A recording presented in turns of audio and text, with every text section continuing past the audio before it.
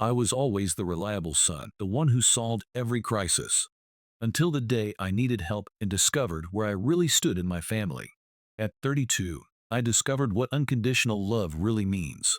It means one child gets everything while the other gets nothing. When my brother got arrested, my parents liquidated their entire retirement fund without hesitation. When I needed money for surgery, my father's words cut deeper than any blade. If one of you has to disappear, it's better you than him.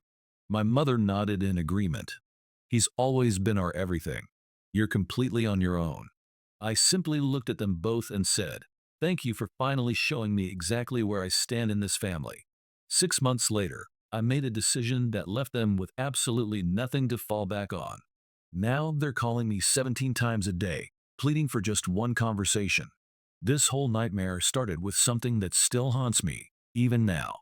Maybe you'll understand the suffocating weight of being the forgotten child. Maybe you won't. But here's my truth, unfiltered and raw. I walked into my parents' house on what seemed like an ordinary Thursday evening. The familiar routine had become my burden whenever technology failed, relationships crumbled, or life demanded solutions. It was always me they summoned. Never my brother Marcus. Always me, the eternal fixer, the reliable disappointment. It was approaching 8 in the evening, and once again, I was there to resurrect their internet connection.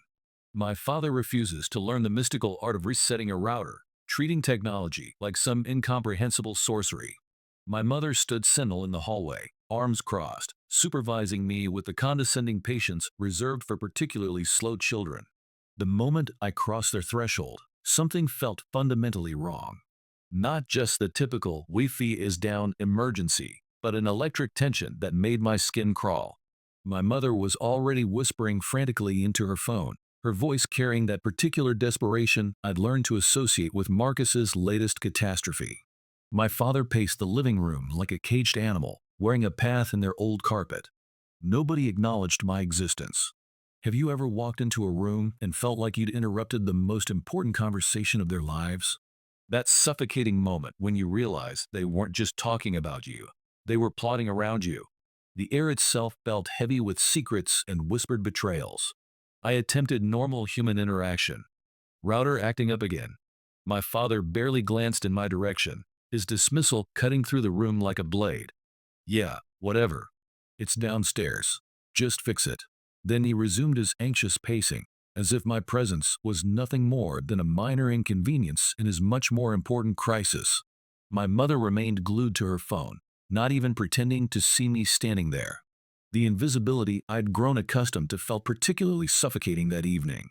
I descended into their basement, surrounded by the familiar chaos of their digital life. Cables everywhere, dust-covered equipment, the technological graveyard I'd been maintaining for years without so much as a thank you. As I began the ritual of unplugging and reconnecting, their voices drifted down through the heating vent. They weren't even attempting discretion anymore. My mother's voice carried clearly. What if Marcus can't make bail? We have to do something drastic. My father's response chilled my blood. We'll drain everything if we have to. Every account, every investment. He needs us. I stood there in that basement, router in my trembling hands, processing the devastating reality. Of course it was Marcus. Marcus, who's 3 years younger, but has somehow claimed every ounce of their love and attention. The golden child who's been failing upward since he was 16, leaving destruction in his wake while I cleaned up the mess from the shadows. I've been hearing variations of this story my entire adult life. Marcus's bad luck. Marcus's complicated situation. Marcus needs help. Marcus needs money. Marcus needs saving. Always someone else's fault. Always my parents there with open wallets and endless forgiveness. But hearing them discuss liquidating everything they'd worked for, that was a new level of devotion I'd never witnessed. I fixed their internet, obviously. I always fix everything. As I climbed those basement stairs, each step feeling heavier than the last, my father intercepted me with the casual cruelty I'd grown to expect. No gratitude, no acknowledgement of the favor I'd just performed. Just an immediate demand. Can you help us figure out how to transfer money from that old savings account? Like, right now. We need to move fast. I'm not naive. I understood exactly what was happening, even if they thought I was too stupid to connect the obvious dots. The urgency, the whispered phone calls, the financial maneuvering, it all pointed to one inevitable conclusion. You absolutely certain you want to do that? I asked, giving them one final opportunity to remember I was their child too. My father looked at me like I'd asked the most idiotic question in human history. Then my mother materialized, ending her phone conversation with a dismissive wave. Can you give us some privacy? We have important matters to discuss. So I retreated to their backyard, the same space where I'd spent countless lonely hours as a child, scrolling mindlessly through social media and trying not to remember how young and hopeful I used to be in this exact spot. The yard looked frozen in time, a monument to my forgotten childhood. Their argument echoed through the thin walls, muffled but unmistakably desperate. Eventually, my father emerged with his characteristic emotional distance intact. You can leave now. We've got this handled. That moment felt like the period at the end of a very long, very painful sentence. None of this should have surprised me. I've understood my place in this family's hierarchy for years. But what happened 1 week later shattered even my lowest expectations. I discovered I needed surgery, not life-threatening, but serious enough that avoiding it would mean months of escalating pain and potential complications. I'd been postponing it like a coward, dreading the insurance maze and the financial burden. But the pain had become unbearable, and my doctor's warnings had grown increasingly urgent. With trembling fingers, I called my father, just asking for help. Just a loan, not charity. Just the recognition that I was their child too, worthy of the same consideration they'd shown Marcus countless times. The phone went silent for an eternity. Then his voice, cold and final as a gravestone. If one of you has to go, it's better you than him. Just like that. No explanation, no apology, no hesitation. In the background, I heard my mother's voice, equally devoid of maternal warmth. Marcus has always been our priority. You're completely on your own. The words hit me like physical blows. 32 years of being the backup child, the spare parts, the one who could be sacrificed without thought. But hearing them say it out loud, with such casual certainty, felt like watching my own execution. I managed to speak, my voice steady despite my shattered heart. Thank you for finally showing me exactly where I stand. My father hung up immediately, severing our connection with the same efficiency he'd just severed our relationship. I stared at my silent phone for what felt like hours, then turned it off completely. I didn't even consider calling Marcus. He was probably somewhere, spinning another sob story, pretending this disaster wasn't entirely his own creation. The devastating truth was that none of this came as a genuine shock. I've always been the backup plan, the reliable one, the child who didn't require constant attention and endless resources.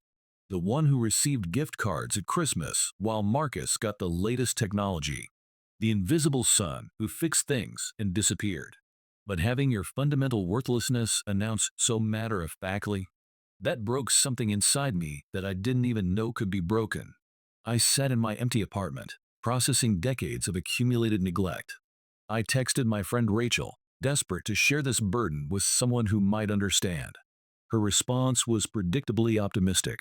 Maybe they're just overwhelmed. Maybe Marcus is in serious trouble and they're not thinking clearly. I appreciated her attempt at comfort, but she hadn't heard the conviction in their voices. You can't just discard one child because the other one refuses to stop self-destructing, I told her. I didn't share my father's exact words. I couldn't bear the thought of her pity. That night, sleep became impossible. I lay there cataloging every favor I'd performed, every crisis I'd resolved, every dollar I'd loaned when Marcus had borrowed from their accounts. Every time my father had proclaimed that family takes care of its own, which apparently meant everyone except me. This wasn't about money. This was about the systematic erasure of my worth, the casual dismissal of my existence. I'd spent 3 decades hoping that someday they might actually see me as their son instead of their unpaid employee. The next morning, my mother texted as if nothing had happened. Can you pick up groceries today? Thanks, hon. No mention of their devastating rejection, no acknowledgement of the cruelty they'd inflicted. Just another chore for the family servant. I stared at that message until the words blurred. Are you seriously pretending yesterday didn't happen? I didn't respond. I couldn't.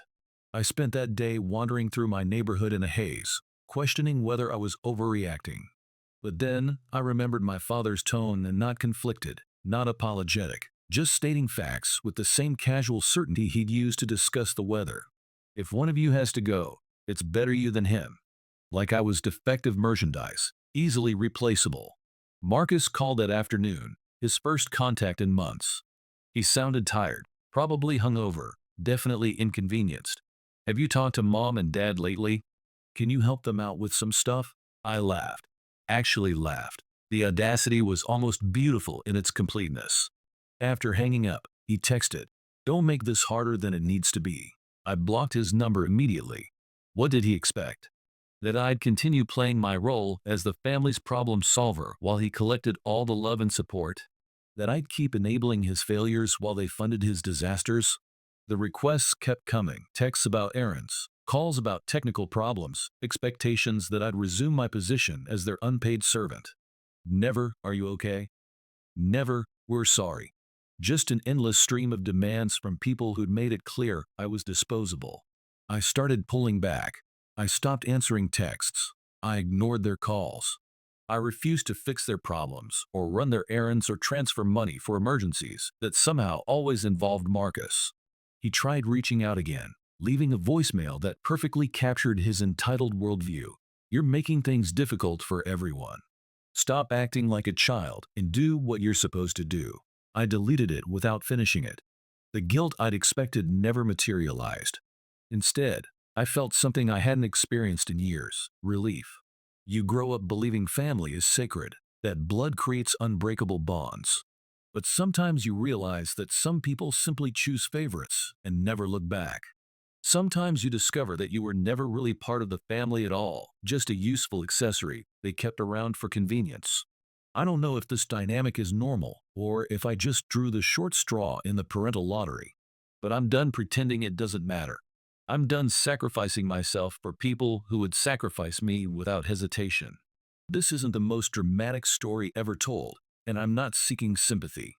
I just needed to release this burden I've been carrying. I'm genuinely curious what happens next if I truly walk away. Because if I don't, nothing will ever change. I'm angry, not devastated, not heartbroken, just furious with a rage that feels ancient, like it's been building my entire life. I'm not sure what my future holds, but I know I'm done being their safety net. Next time they need something, they can call Marcus. I'm not holding my breath. So began my journey into the wilderness of estrangement, and what I discovered there changed everything I thought I knew about family, loyalty, and the true cost of unconditional love. The first thing I noticed after cutting contact was how differently my parents began to see me. For 32 years, I'd been the reliable one, the one who never asked questions, never demanded attention, never caused drama. Suddenly, my absence created a void they'd never acknowledged existed. It started small.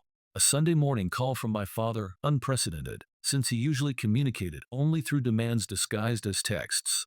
"Can you come over and help us with some online banking? The account is locked, and we're getting error messages.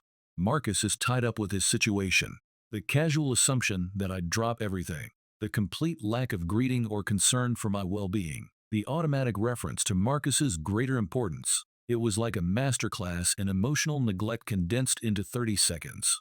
"I'm not available today," I said simply. The silence stretched between us like a chasm. "Well, I guess I'll figure it out myself then." The line went dead. My mother escalated quickly. Within hours, she was sending novel-length text messages about family loyalty, about how challenging things were with Marcus's legal troubles, about how family members need to support each other during difficult times. I left her on read. The desperation in her messages was palpable, and part of me, a very small part, almost felt sorry for her. Their calls became relentless. Multiple times daily, leaving voicemails that oscillated between demanding and pathetic. My father's messages were particularly revealing. Just one conversation. "Please. You don't understand how serious this situation has become. We need to talk." Meanwhile, my mother was experiencing her first encounters with basic technology management. Panicked texts about Netflix not loading, confused questions about password resets, frustrated demands about why her grocery delivery app wasn't working. For years, I'd been her personal IT department, and she'd never learned to function independently. I stopped responding entirely, not from spite, but from a clarity I'd never experienced before. If I wasn't important enough to receive basic human decency when I needed help, then they could solve their own problems. Marcus, predictably, was nowhere to be found. He's perfected the art of disappearing whenever situations become inconvenient, a talent he's cultivated since childhood. Then came the escalation. Marcus called from a borrowed phone, his voice carrying that familiar tone of annoyed entitlement. "You're making everything more complicated. Mom and Dad are freaking out. Just help them already." I told him the truth. "You're the favorite. You help them." He actually laughed. "I don't have time for this crap. You know how all their stuff works. It's your job." I hung up and blocked that number too. The next day, my father appeared at my apartment door. In 32 years, he had never once made an unannounced visit, never dropped by to check on me, never surprised me with his presence. But now, faced with the consequences of his choices, here he was. He pounded on my door with the fury of someone accustomed to immediate compliance. When I opened it just enough to see his face, I recognized that expression, the same one he'd worn before every lecture about responsibility and family obligation. "You're being childish," he announced with characteristic diplomacy. "Get over yourself and help your family like you're supposed to." "You told me I'm not your priority," I replied calmly. "So figure it out with Marcus." He actually tried to force the door open, pushing against my resistance with the physical aggression I remembered from childhood. I held firm and told him to leave. He struck the door frame with his fist before storming off, muttering curses under his breath. My neighbor emerged from across the hall, drawn by the commotion. I just shrugged. What could I possibly explain that would make sense? The freedom I felt in that moment was intoxicating. For the first time in my adult life, I wasn't scrambling to fix their problems or manage their emotions or sacrifice my own needs for their convenience. I watched the missed calls accumulate like evidence of their desperation. The texts evolved from demanding to pleading. My mother's messages became increasingly emotional, filled with references to family forgiveness and Marcus's fragile state. My father alternated between threats and manipulation. "You'll regret this decision," followed by, "You're not acting like a son." I blocked his number for an entire week. The silence was beautiful. During this period of estrangement, I made a discovery that would change everything. Years ago, they'd put various accounts and services in my name because my credit was better and the process was just easier. Phone plans, utility accounts, even some of their credit cards, all tied to my identity because they needed a reliable financial foundation. They'd never bothered to transfer these accounts back to their names. They'd simply assumed I'd always be available to manage their lives, that I'd never question my role as their unpaid financial administrator. I spent several days methodically removing my name from everything I could access. Phone calls to customer service, paperwork to sign, passwords to change. It was tedious but liberating. If they wanted independence, I was happy to provide it. I didn't announce these changes. I simply executed them quietly, knowing they'd discover the consequences soon enough. The first sign of their new reality came a week later. My mother called, her voice climbing toward hysteria, about the water bill account being inaccessible. "Something happened to the login information. I can't get in. Can you fix this?" "Call customer service," I suggested. "They'll help you set up new access." The explosion was immediate. "You're sabotaging us. You're ruining everything for the entire family." "I'm just doing what you told me to do," I said calmly. "I'm staying out of your way." She hung up. An hour later, Marcus called with his typical diplomatic approach. "You're being a complete jerk. Just fix whatever you broke." "You fix it," I replied. "I'm done." He cursed at me and hung up. The financial consequences began cascading quickly. Letters from banks about closed joint accounts. Notifications about payment methods being declined.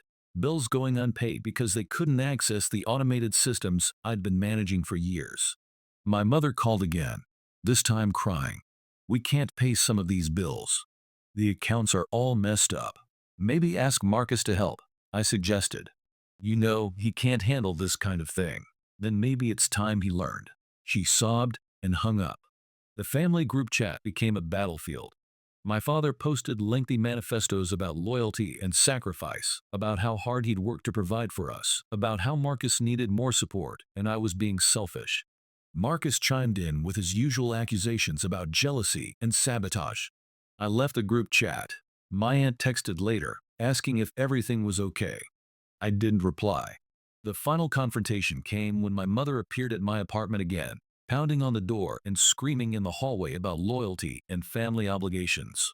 "You don't understand what it's like," she yelled through the door. "Marcus has always needed more support. He's more sensitive. You're supposed to be the strong one." When I opened the door, she tried to push past me. I blocked her entry. "I needed help once," I said quietly. "You said no." She slapped my arm and called me heartless before storming away. My neighbor witnessed the entire scene and just shook her head in sympathetic embarrassment. I know this all sounds messy and dysfunctional, but it's simply real. For 32 years, I was their fallback option, their reliable workhorse, their emotional shock absorber. Marcus was the delicate one, the one who needed protection and endless resources. I was supposed to just handle everything else quietly. They didn't make these choices out of malice. It was just easier to lean on the child who wouldn't push back, who wouldn't cause scenes, who wouldn't require emotional investment. Lazy? Selfish? Probably both. Now, every day brings more calls, more texts, more evidence of their financial chaos. I haven't blocked them completely, but every time their names appear on my phone, I remember that conversation. If one of you has to go, it's better you than him. So, yes, I'm making it clear that I'm not their safety net anymore. They can figure things out for themselves, or maybe Marcus can finally step up and take some responsibility. I'm not holding my breath. I'm just waiting to see how far this deterioration goes. Spoiler alert, they don't handle independence well. 3 months into this experiment in self-preservation, the true depth of their dependence became impossible to ignore. My parents had spent so many years relying on me for everything that they'd essentially forgotten how to function as adults. The signs were everywhere. My mother started commenting on my old Instagram posts with messages like "beautiful photo, wish you'd call your mother." She dug through my dormant social media accounts, even finding my abandoned Twitter where the last post was a meme from 2019. She'd never shown interest in my online presence before, but desperation had made her a digital detective. Random family members began reaching out. My Aunt Helen, who'd maintained careful distance from our family's drama for years, sent lengthy texts about forgiveness and family unity. When I didn't respond, she tried again. "Your mother is worried sick. Can't you just talk to her?" I told her the truth. If she's that concerned, she can call Marcus. Helen never replied. The infrastructure of their daily life was collapsing. Their house had always been a catalog of minor disasters, leaky faucets, unreliable appliances, technological mysteries. I'd been their maintenance crew for years, fixing problems during every visit. Now, without my constant interventions, everything was falling apart simultaneously. My mother started sending photos of broken fixtures with captions like, "Can you help with this?" When I didn't respond, she escalated to screenshots of overdue bills, as if visual evidence of their incompetence would guilt me into resuming my role as their unpaid assistant. My father called from an old phone, his voice carrying that familiar tone of frustrated authority. "You've made your point. Now fix this mess before it gets worse." "I'm good," I said simply. The family group chat exploded again. Marcus tried to paint me as the villain, claiming I was making our mother cry for no reason. My father attempted emotional manipulation, reminding me that I was supposed to be the responsible one. I muted the entire conversation. One evening, my mother simply appeared at my door without warning, shoving past me when I answered. She collapsed into tears about how difficult everything had become, how Marcus was struggling, how she didn't know how to handle any of this without me. When she tried to embrace me, I stepped back. She responded by slapping my arm and calling me heartless before slamming the door behind her. A week later, I received a notice from the water company about past due accounts at their address. The same week, my father texted, "You're going to regret this. You'll need us someday." I didn't reply. He called 3 times that night. I let every call go to voicemail. Marcus tried a different approach, texting, "You're destroying everything. Just swallow your pride and help like you always do." I blocked his number again. Perhaps the most surreal development was my parents reaching out to Marcus's friends, people I barely knew, trying to find leverage to pressure me. One guy, Kyle, texted me, "Dude, what's going on? Your mom said you're the only one who can fix their situation." I told him he was wrong. I realized my parents were essentially conducting a campaign, trying to turn everyone in our extended social circle into messengers and mediators. The desperation was both pathetic and revealing. I started removing my remaining possessions from their house. I chose a time when they'd be out, collected everything that belonged to me, old electronics, clothes, random belongings I'd accumulated over the years. I left a note: "Don't contact me for anything else." They responded by expanding their communication strategy to every platform they could think of. WhatsApp, Signal, even LinkedIn. My father actually sent a professional connection request as if I might discuss family drama through career networking. I just laughed. A few days ago, my father tried a different tactic. Instead of demanding entry to my apartment, he stood outside calling my phone repeatedly. I put in earbuds and waited him out. Eventually, he left. His text afterward was brief: "I hope you're proud of yourself." Through my cousin, I learned that their house was in serious financial trouble. Not foreclosure yet, but they were behind on multiple bills and struggling with basic expenses. Marcus hadn't been home in weeks. Apparently he was staying with friends while they dealt with the consequences of his legal situation. My parents keep trying to reach me, but all they encounter is silence. They're finally experiencing what life is like when I'm not there to solve every problem, manage every crisis, subsidize every mistake. It's strange because part of me expected them to adapt, to learn basic adult skills, to at least attempt self-sufficiency. Instead, they just keep spiraling, asking strangers for help, hoping I'll eventually surrender and resume my role as their personal assistant. I won't. I'm not their backup plan anymore, and I'm not going to pretend that what they did was normal or acceptable. Next, you'll see exactly how desperate they become when their safety net refuses to return. 4 months into this estrangement, the facade finally crumbled completely. What I discovered about my family's actual financial situation was both shocking and somehow inevitable. The first real indicator that things had deteriorated beyond their ability to hide came through the most casual cruelty imaginable.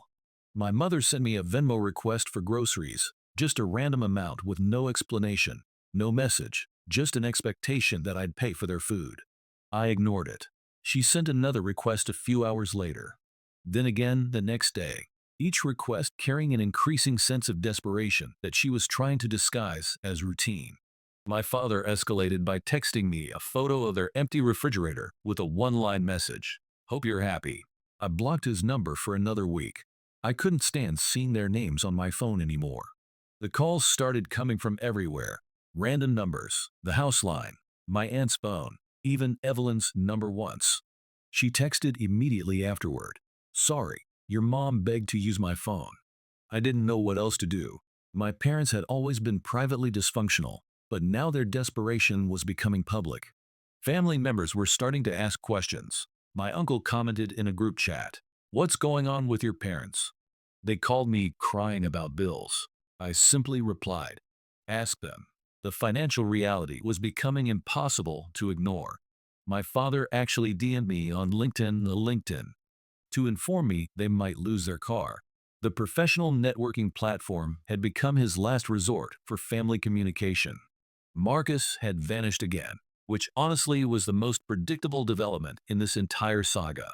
He's always possessed a supernatural ability to disappear whenever situations become uncomfortable or require actual responsibility. I started receiving emails from collection agencies because my name was still attached to various accounts from years past. The speed with which companies remember your contact information when money is involved is truly remarkable. I spent several days systematically cleaning up these connections, ensuring that nothing new could be tied to my credit or finances. There was one joint credit card they'd managed to rack up a significant balance on, so I paid it off completely and closed the account. Not for their sake, but to protect myself from their financial destruction. At one point, my mother actually showed up at my apartment carrying grocery bags, setting them down in my kitchen before launching into a tearful monologue about abandonment and family obligation. You can't just leave us like this, she sobbed. Where's your sense of family loyalty? You left me a long time ago, I told her quietly. When she tried to embrace me, I stepped back. She responded by slapping my shoulder and screaming about how Marcus had always needed more support, how they'd done what they had to do, how I was supposed to be the strong one. You know it's true, she insisted. You always fix things. Marcus isn't like you. He's more sensitive. Maybe he should learn to be less sensitive, I replied. She slammed my door so hard it rattled the frame. I kept thinking that maybe this crisis would finally force them to recognize their destructive patterns, but they just kept calling. Every day, sometimes 5 or 6 times, leaving voicemails that alternated between anger and pathetic pleading. Just one conversation, my father's voice echoed through my apartment. Please. You don't understand how serious this has become. We just need to talk. My mother's texts became increasingly desperate. Please, just one conversation, repeated over and over, as if the sheer volume of requests would eventually break my resolve. Evelyn asked what she should tell them when they called her. Say whatever you want, I said. I'm not changing my mind. Are you really done with them? She asked. Yeah, I get it, she said finally. My parents began systematically contacting people from my past college friends I hadn't spoken to in years, former colleagues, anyone they could remember from my life. Kyle messaged me again. Dude, your dad called me at work. Is everything okay? It's fine, I told him. Don't get involved. People seem to expect some kind of redemption arc, some touching reconciliation scene where we all hug and forgive each other. But that's not what this is. I didn't orchestrate this situation to teach them a lesson or to punish them for their choices. I just wanted out. But watching them scramble, seeing them forced to beg strangers instead of simply exploiting me, I won't lie, there's a satisfaction in that. They spent my entire life ensuring Marcus had everything while I had nothing. When I needed something real, they abandoned me completely. So I abandoned them back. The last significant communication was an email from my father, not a long one. Just a few sentences that read, We made mistakes. We need you. Please talk to your mother. I didn't reply. I didn't even open the follow-up emails. I just archived them and moved on. It's been 6 months now since this all started. I had my surgery, paid for it myself through a medical loan, recovered on my own, returned to work without their support or involvement. I'm fine. Better than fine, actually. My parents are still calling every day. Sometimes I'll answer just to listen to their voices, then hang up without speaking. Sometimes I let the phone ring until it stops. They're truly on their own now, probably for the first time in their adult lives. If you're looking for a happy ending, this isn't that story. I didn't forgive them. I didn't fix their problems. I didn't return to my role as the family's unpaid problem solver. Marcus is still gone. My mother still sends those, please just one conversation texts every morning. My father still tries to sound authoritative in his voicemails, but he sounds exhausted now, defeated. I guess you can only lean on someone for so long before they step aside and let you fall. That's the whole story. I'm not their backup plan anymore. They're calling me every day, begging for forgiveness they haven't earned, but I don't owe them anything. If they want a hero, they can call Marcus.